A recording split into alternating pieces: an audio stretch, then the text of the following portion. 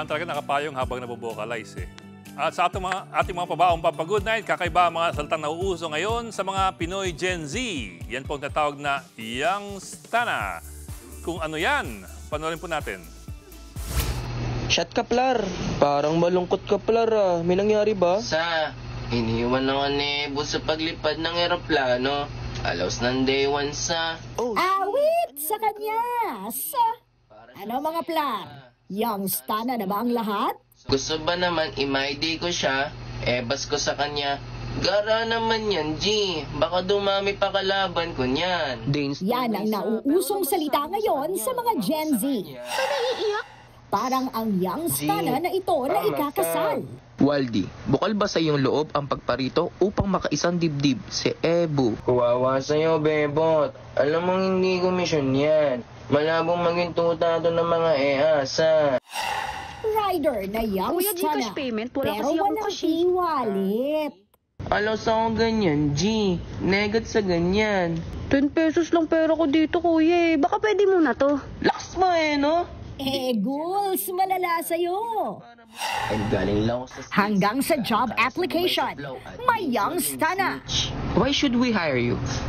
Ayon trippin ka. Iba akong humasla, Dol. Roroxin ang matindi yan. What is your expected salary? To be honest, mahina 20 mil sa akin, Dol. Sorry, but we cannot do that. Lakas mo no?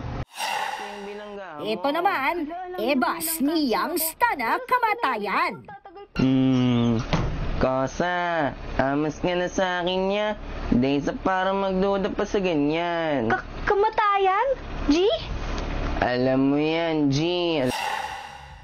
Paano naman daw dumiskarte ang Youngstana sa babae? Tara diskarte natin.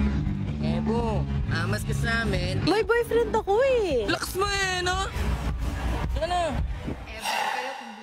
Pati nga ang roomie cosplayer na to sa K-pop Demon Hunter, ginawang Youngstana. Bounce muna ako, Kosa. Kakanta lang ako ng Golden. Nanak ka, sasabay ka ba sa pag-up ng aeroplano? We're going up! Kung dating araw, Jejemon ang nausong salita.